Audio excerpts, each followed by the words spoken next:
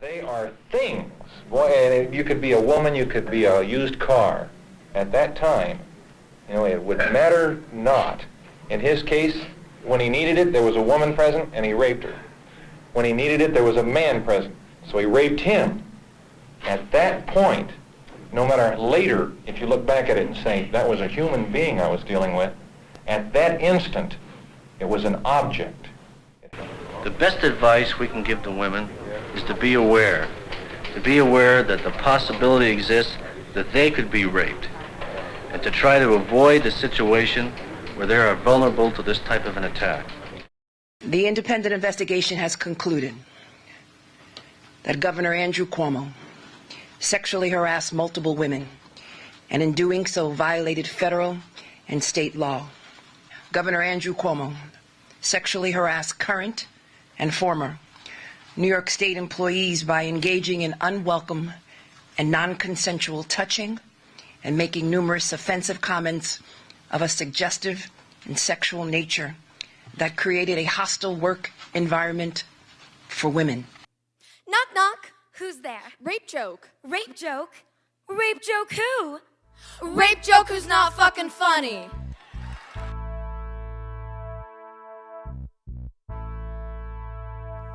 Rising Roses is a documentary about 3 survivors, also known as Roses, showcasing their own embodiment of what the healing journey looks like, to rise above their sexual assault trauma and grow from the shadows of pain into the light of community. Each rose details their own artistic passion, job, and career as a way to heal their own oppression and trauma, and through the film reflect a mastery level of shadow work or introspection by accepting their trauma and inspiring themselves and others, especially their communities, to create art that embodies and encourages a healthy culture of healing, spirituality, supportive friendship, scientific facts and statistics, emotional freedom, mental stability, and physical fitness liberation amongst the artistic and scientific worlds.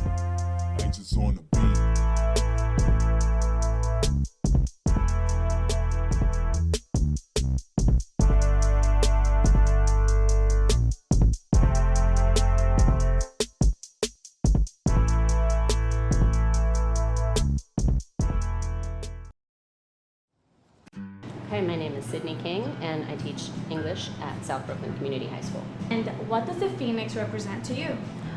It is the rebirth and the rewriting of the story and coming out of ashes and the death to one part of life and the birth of another.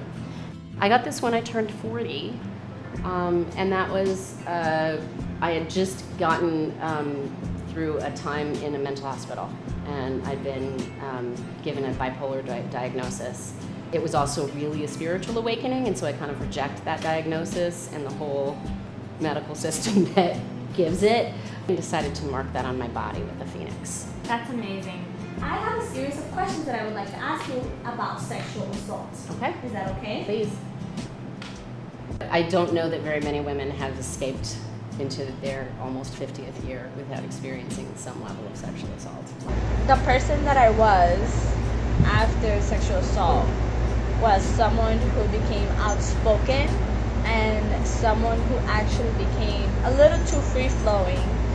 That allowed me to actually search for people and organizations that would help me heal, because I knew that something was wrong. I just allowed myself to tank in depression and anxiety, and I allowed myself to mourn who I was, and I died. I physically and mentally and spiritually and emotionally died. So I've decided to walk towards the light from my darkness and be reborn, which was the conception of the phoenix, the blue phoenix, which is who I am now after my experience.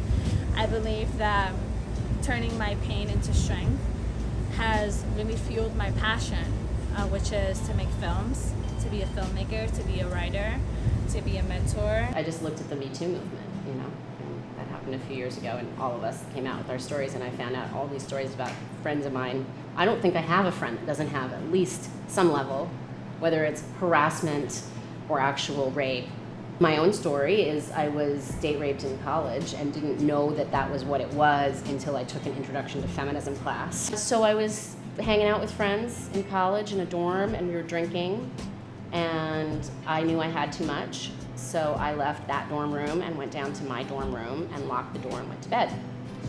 And this guy that I'd hooked up with a few months earlier, just kissing at a beach party, asked my roommate if he could sleep on our futon sofa because he didn't want to go back to his dorm. So she let him in and he went back to the party. And I woke up with him having sex with me. I decided to break generational curses. I decided to stand in my truth and stand in my light and fully heal and fully allow myself to fly out of the cage that I was conditioned to stay in because I'm a Latina woman.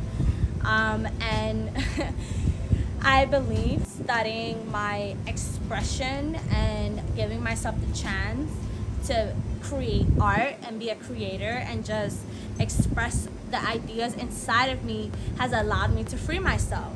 Just reading and writing and therapy, you know, and the talk therapy doesn't work very well. I did that for years and years and years. It's a modality that's really not that helpful. So then I found a spiritual community and the more embodied modalities of healing, and that's been much more helpful.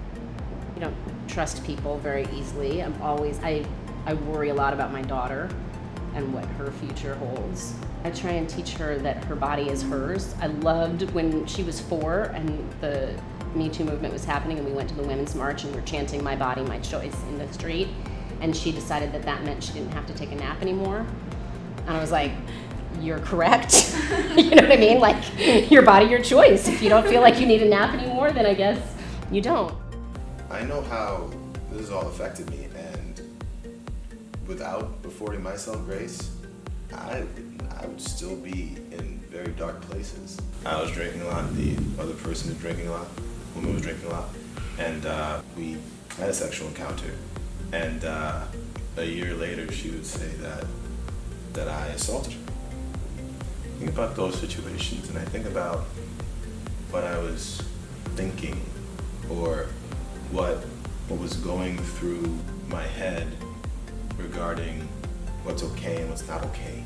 What makes it tougher is that it feels like man, if only I knew. I'm not out here trying to hurt people. I don't imagine anyone, most people, can't say anyone, but I can't imagine most people is out trying to harm people. While you can't be accountable, you can't hold yourself to account for someone's feelings, you can hold yourself to account to the impact that you have on them. And in order to be more aware of that, you have to listen on various levels to the people you're interacting with. For me, knowing that my intentions were never malicious makes it a lot worse. It's like, because then it makes it feel like, you to your core are the issue.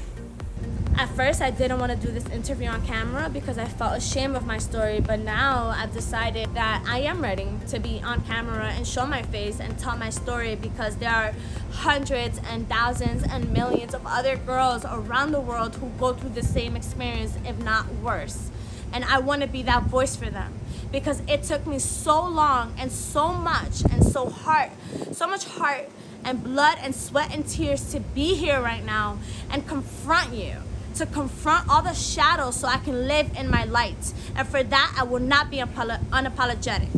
For that, I will not be unapologetic. And that's that. The message that I have for all the little girls and all the women in the world who have ever experienced sexual assault and or rape or any other violation at any point in their lives by anyone. You have a voice. You matter. You were designed uniquely. That is the beauty of nature. That is the beauty of life. There's only one of you. You deserve to stand up and you deserve to represent yourself.